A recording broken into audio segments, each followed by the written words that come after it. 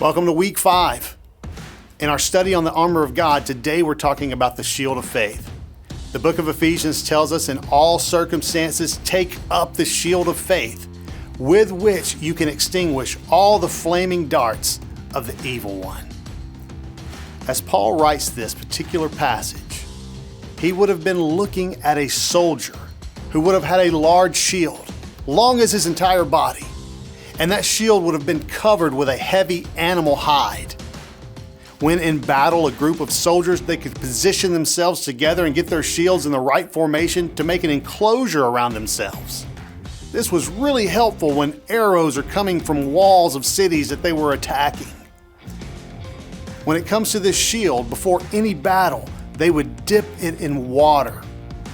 And these shields, covered with the wet animal hide, would extinguish the fiery arrows that were shot at them, protecting the soldier and those around him. Clearly, a shield is vitally important to a soldier. It's a blanket of protection, the first barrier against the enemy's attacks. Oftentimes, shields were painted with identifying marks to know whom the soldier belonged. By taking up his shield, a soldier was letting the world know for whom he was fighting and would have most assuredly drawn the attention of the enemy. A Christian who takes up the shield of faith is identifying himself as a foot soldier who serves the commander of the Lord's army. Through his identification and his faith, a Christian draws the ire of the evil one and his horde and invites the battle to come to him, all the while prepared to fight for his king. Up to this point, Paul's description of the armor has been limited to items that we wear.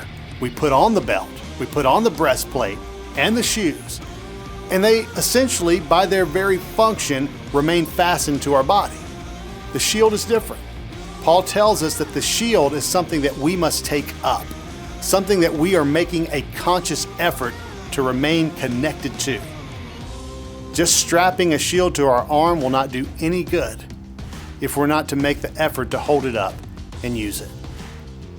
What is it that makes faith so essential for our fight against the enemy? How can we have faith that makes it an effective weapon in our spiritual war?